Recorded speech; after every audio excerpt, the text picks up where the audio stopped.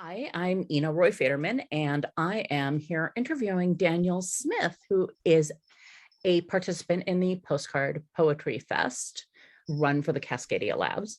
Daniel, do you want to introduce yourself for anybody who might be watching the video?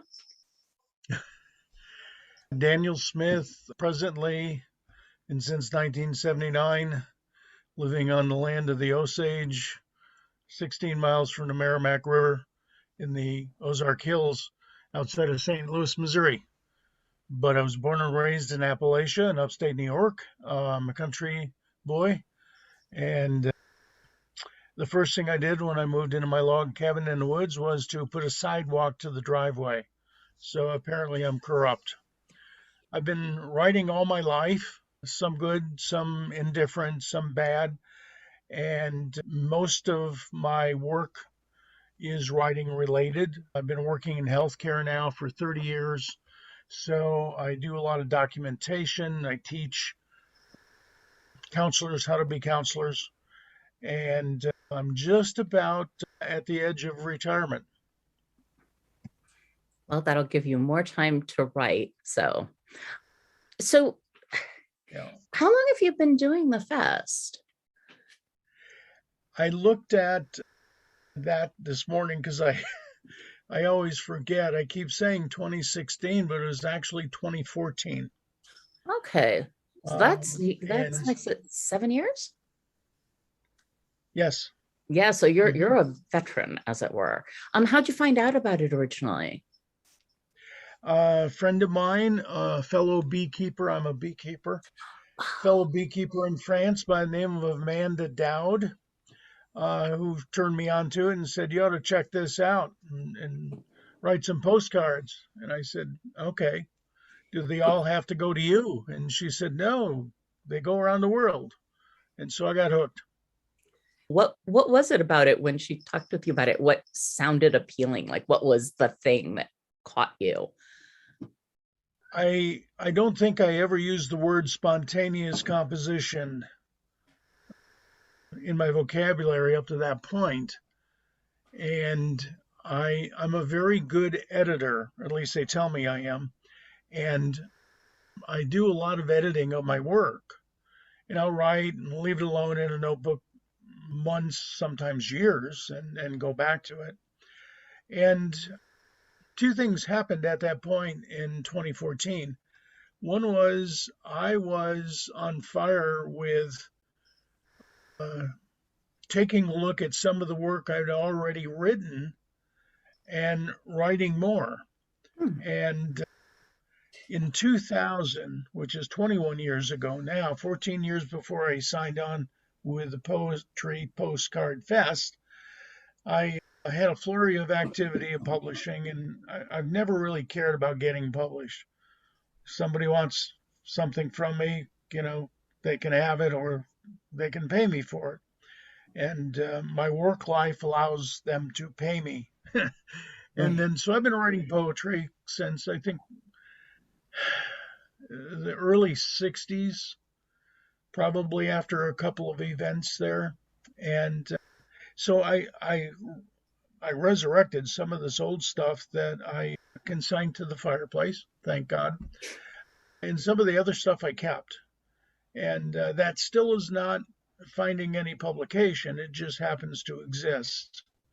And a lot of my work in graduate school, or gradual school, as I like to call it, because gradually they beat the common sense out of your head and fill it full of nonsense, having spent a long time there. The All due respect to your degrees, I walked away from my PhD in 1979 after my wife had lost a baby and we decided to leave academics. And I didn't leave writing at that point, but I just never finished the dissertation and never looked back. And then fast forward to 2014, the fest got me going in a different direction. Hmm. My dissertation was on creativity and madness, and I've never been crazy enough to go to the Creativity and Madness Festival for MDs down in Albuquerque, New Mexico every year. Every year I apply, but they say I'm not crazy enough. So I have some great essays on insanity. But I was looking at 20th century American suicidal writers with mental health issues. Mhm. That catapulted me into complementary and alternative medicine. And I've been a counselor for 30 years. I was in hospital administration for a couple of years and decided I didn't want the buck to stop on my desk. So I went back to the trenches and been doing it ever since. And then I teach on the side, and then eventually find room to garden and write poems. I don't know how it works. How does your practice in terms of training other counselors and things, how does that impact your poetry? Well, it gives me a pause for some frustration as well as joy to celebrate. I'm working on a longer work right now that's at this point over 300 pages of poetry. And Wow. like Nabokov, I love footnotes. Unlike Nabokov, I'm not very smart, but I mean his work is just very much a model for me. I like to document where some of the stuff comes from because I like to get inside the mind of the writer, whether I'm doing the writing or someone else is. And this book, finally, I've decided to call it Bones of No Gold, and it's in 4 parts, and it literally is 4 years of Poetry Postcard Fest Wow. revisited and other things thrown in. So getting back to the professional life, I teach counselors how to write poetry using the 17 syllables of Allen Ginsberg and Paul, of course, who introduced me to that. And I was surprised that many sacred mantras are 17 syllables. Yeah. Um, and there's just that connection of the haiku type and then the American sentence type of informality that moves into talking about recovery with clients very well. And Wow. I have stacks of 17 syllable sentences from my clients over the years since 2014, at least, talking about their recovery. I, So and for a lot of people, of course, they don't have that outlet in any other way or don't know how to express what's going on internally. That sounds like a wonderful piece of just a wonderful way to work with your clients, to give them that gift. I think sometimes my work with clients is spiritual surgery. And I Yeah. fall back on the training I received from Sandra Engerman, who wrote the book Soul Retrieval. And I've done several workshops with Sandra over the years and practice in those shamanic realms. So I utilize that within my practice and don't call it that.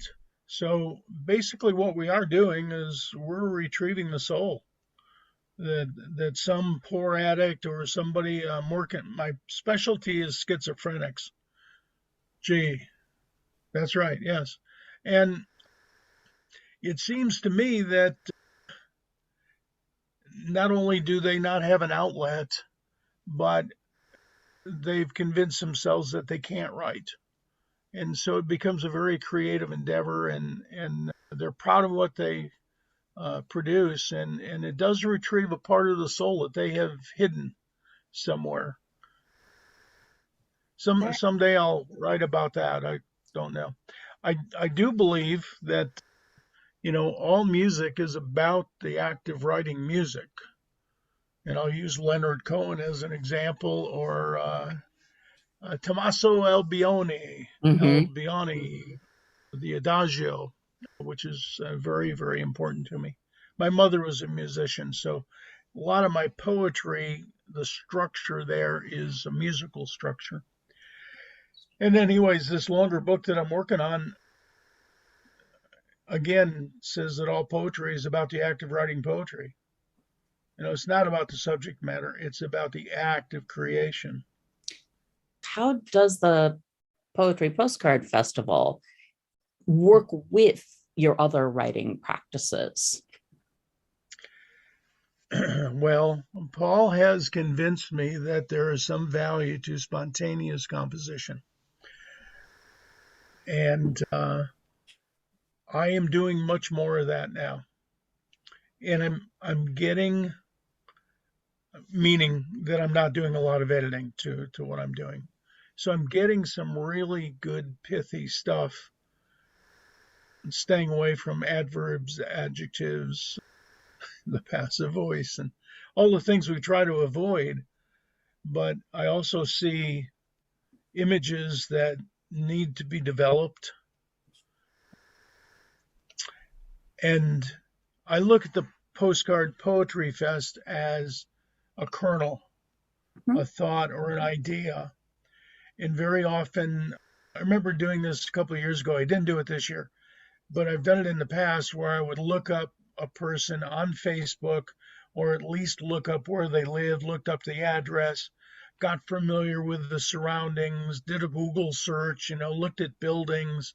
And so I wrote the postcard based on that information. And they turned out pretty good. And how wonderful Instead for the of person receiving it.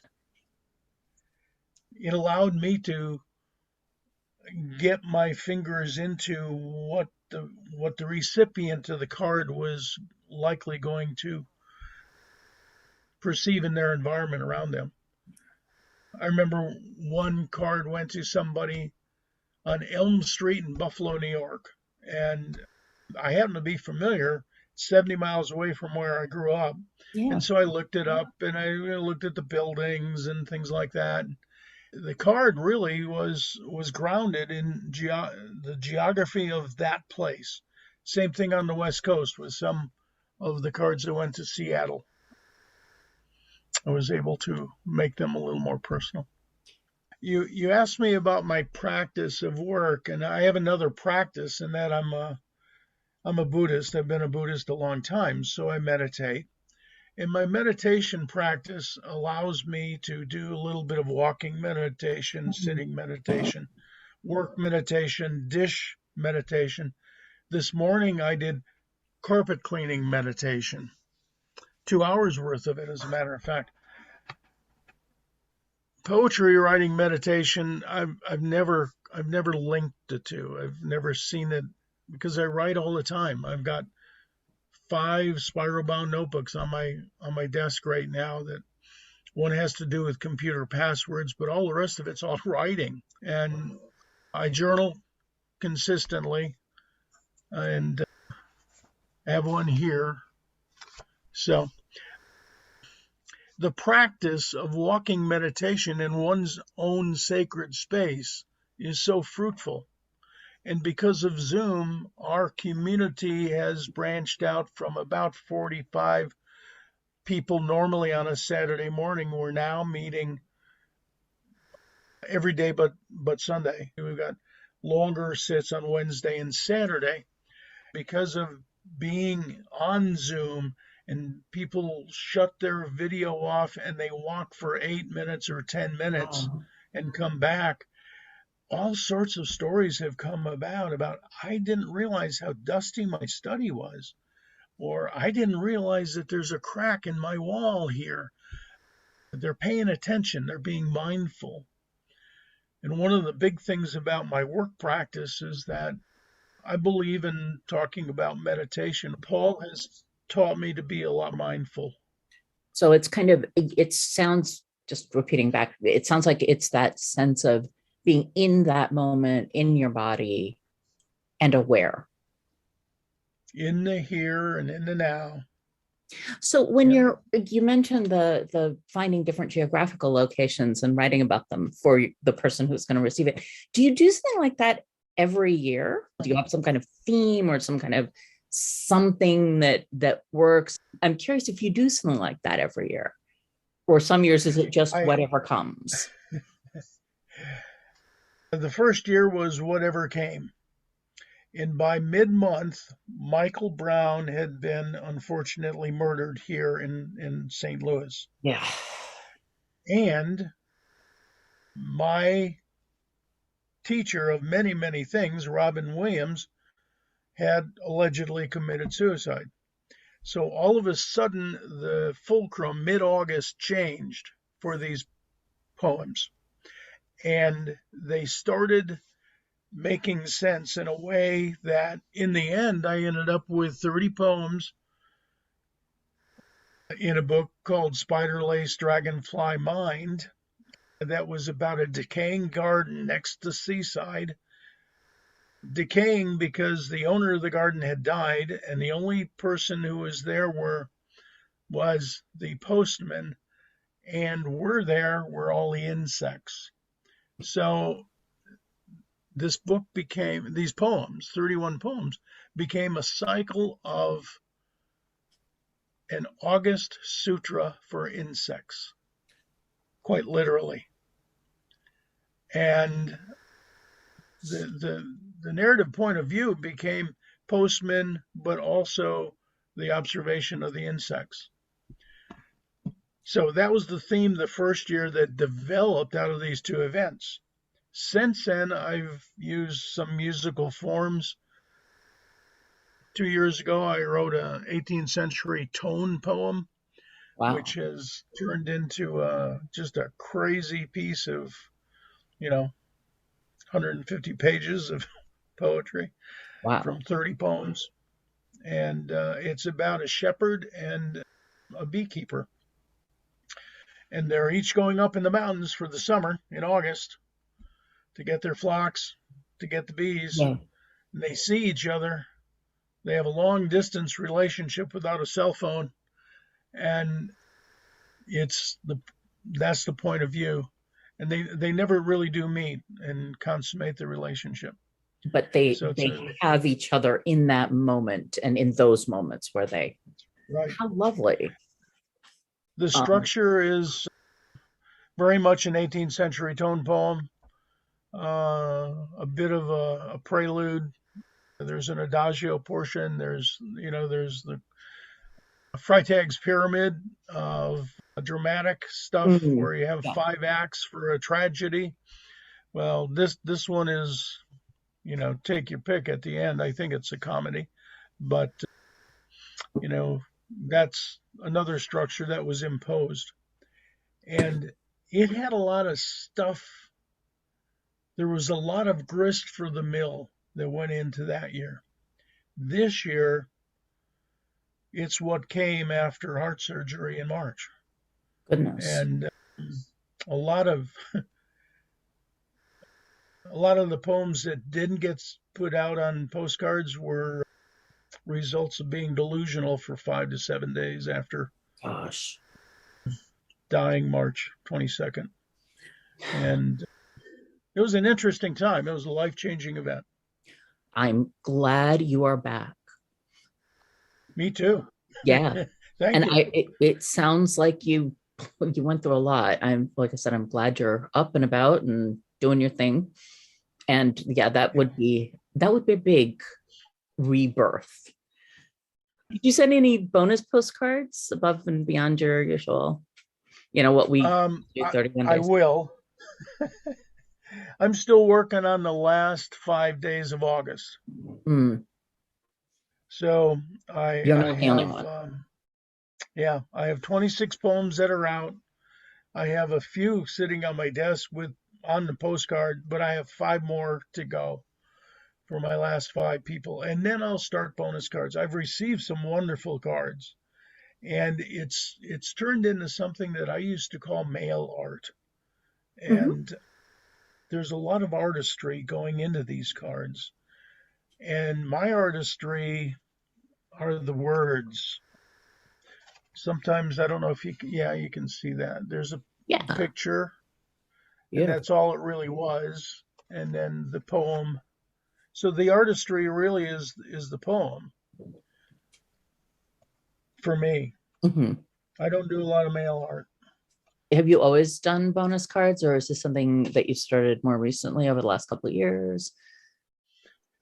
At some point, 3, 4 years ago, Paul allowed some of us to do a 52 cards in 52 weeks, Yep, and I did that one.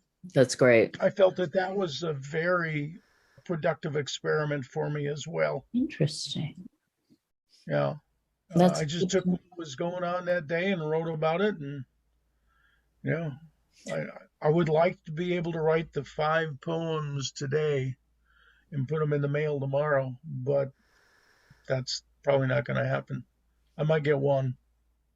But that's one more. So, what are three things you love about this project, about doing these poem a day in during August? Three things, huh?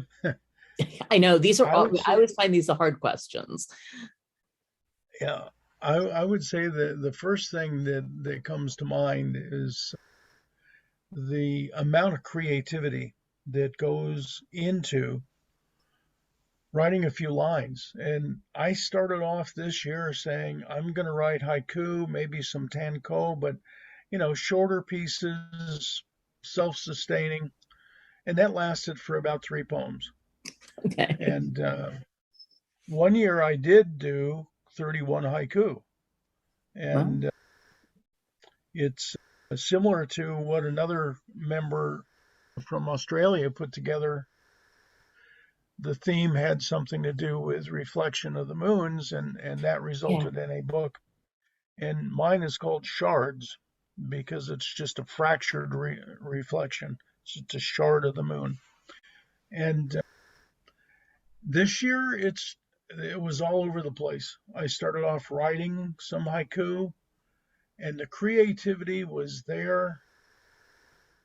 I also went back to therapy myself. I mean, I'm 70 and a half now. And besides losing my melodious voice with the surgery for various and sundry things,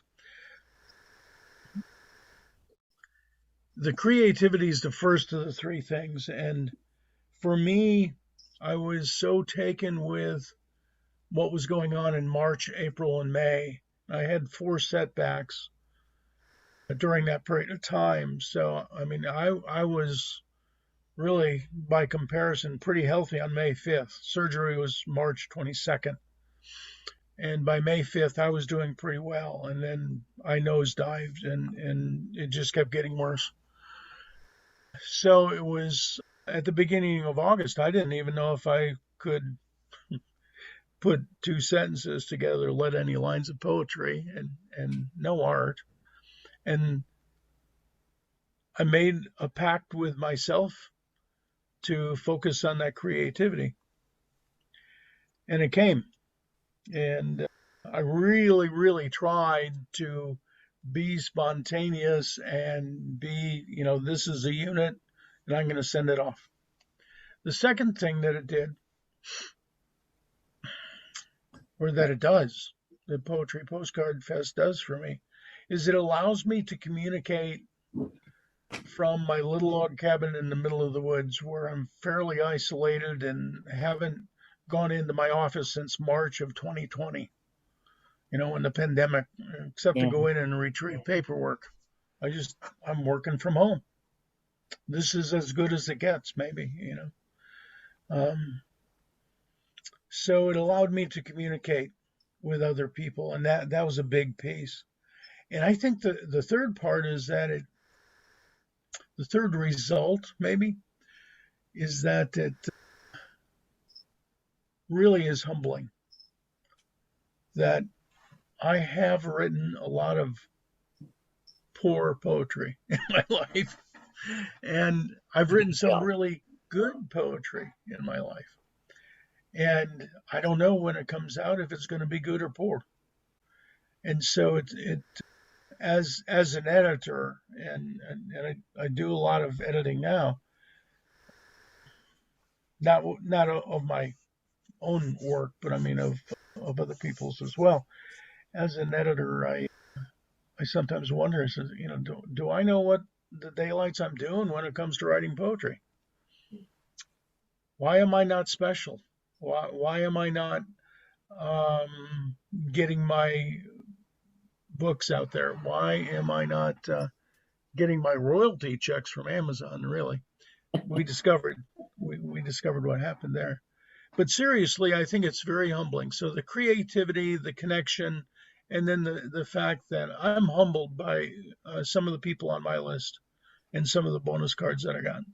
Not that the poetry is any better or any worse, but just the amount of creativity and the care that goes into it. I'll give you an example if I can. Can I show somebody else's card? Probably, I'm pretty sure yeah. that she wouldn't bother. There's one here, Oh, how gorgeous. and I've gotten a original watercolor from another member of group who is a great artist, just a great artist. And then I got this one from one of the guys that I took classes with, Paul's three classes, the poetics is cosmology, the Mhm. seriality, and then the last class. And this is a bonus card that I just got, and Wow. it's a collage. Oh, that's beautiful. Uh, very meaningful stuff here in the middle. Hmm. So it was good. It Those was are good. both gorgeous, and they're both very particular, Yes, yes. And there's still poetry on the back of it. which is amazing. So, which is amazing. Yeah. But I don't have that knack to do the artwork. I just don't. It sounds like your creativity is in, as you said, the words. The poem is the expression for you. So tell me about three things that you would like to see improved in the fest or added. Cheaper postcard rates. No. Three things added. Wow. I That don't you'd know like that to I'd add or change change. anything. Okay, that's Yeah, I good to don't know. I don't yeah, I don't know that I'd change anything. It was helpful, I think, also sort of frightening or overarching, daunting would be a good word, Okay. when Paul gave us a little bit of direction, you know, make these poems epistolary, where you're answering the last poem that you got. And I found, oh, that is just, no, I'm not going to do that. I just rebelled. And then I said, that's exactly what I'm doing. Why am I rebelling against it? I'm doing that. I get a card, and the next one I write, I don't write to that person. Sometimes I do, but last year I got a number of cards that were they were exactly what I needed to hear at the time. And I've never met these people. Right. I know a couple of them on Facebook, and because of our group of folks that took the classes last year, I'm glad that Paul's continuing with that. He is a wealth of information. He's got incredible resources on that website. And that to me is a little bit daunting because I'd like to have my life set up like that, but I don't have the 30 years of interviews and It's nice that you were able to take the classes. Do you think there are any online poetry communities that, or even other poetry communities, who would like to hear about the fest, who might not know about it otherwise, that it would be a good thing to reach out to them? truthfully I'm not so much a joiner to other online postcard or online poetry for that matter. I very seldom submit things for publication. Every frontier poetry prize that I've applied to over the years, I've never even gotten an honorable mention. But I send them 15-page poems on the Chernobyl disaster 25 years later. It may not be appropriate for their publication. I look at Van Gogh and I still have both my ears, by the way, but mm, if there's going to be any value to whatever I've created in my life, I probably am not going to see it. I do know from people who have given me reviews on the various books that I've published that they like it, you know. Mhm. So I don't know that I would change anything, and I don't know of any community. I'm sure they're out there. Facebook must have 1,000 communities devoted to writing or poetry, and I just don't know of them. What advice would you give to someone who is joining the festival for the first time? Go easy on yourself. It's not a competition. That's It's not good. a race. I do think that whatever we put out there is good enough. I mean, I'm an old technical writer, right? I'm old and I'm a technical writer. Okay, I'm an old technical writer, and it doesn't have to be perfect. It does not have to be perfect. It's just got to be good enough. And when my postman reads some of the postcards I've received, I'm sure that my post woman shakes her head, you know, because it doesn't sound like any poetry I've ever read. Yep. And probably nothing she's ever read if she's ever read a poem other than in my mailbox. I'm And she laughing. reads my outgoing ones too. This project in general, one of the great things it does is our postal workers something to enjoy because they hold on to them at my place. Our local post office, I get them in clumps, and I finally asked the postman why. He's like, well, if I told you that we'd been passing them around and reading them, that would be really bad. I hope so. She still delivers my mail, so Well, think of um, what a nice change it must be from, advertising things and bills. So, do you have a postcard poem you'd like to share? well, I've actually two that I sort of selected, but one is Excellent. really short, Let's do and two. well, both of them are short. This one is called "Looking Up from Ishiway Creek" in August of 2020. I was neither there nor was I looking up, but apparently I was. The poem is this: What of this smoke-filled sky? Drought, supply chain breakdowns, plumes of dark clouds, corporate boardrooms emptied and worried, glass ceilings beginning to crack. What this silent thundering change? Clouds of plunder, dank and dismal, tarnished, no rain. Even his mother's Meyer lemon on the porch yellows and drops leaves, emblems of decline, as sure as empty pockets. No bread on the table, no water in Ishiway Creek. Wow. Clouds of plunder. That's amazing. I sort of liked it. Ishiway Creek is in upstate New York.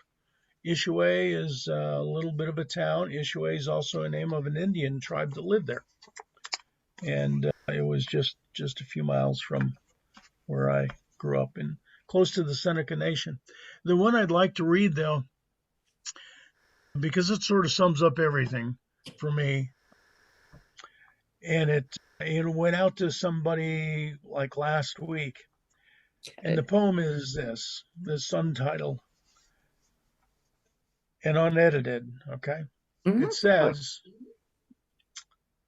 he says, sorry, this is so late. Life took vacation in March. July came early and August ended suspiciously and quiet. Now it's almost November.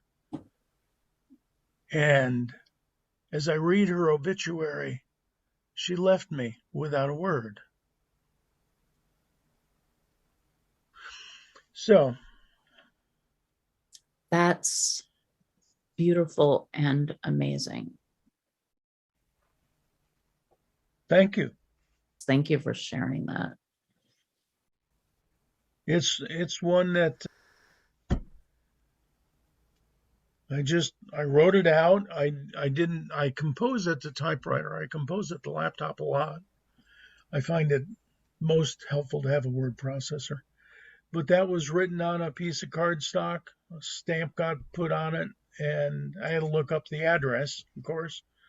But it just went, you know. Straight from the heart out. Yeah. That's a beautiful thing to send on, and a remembrance. Anything, any last thoughts before we end our talk?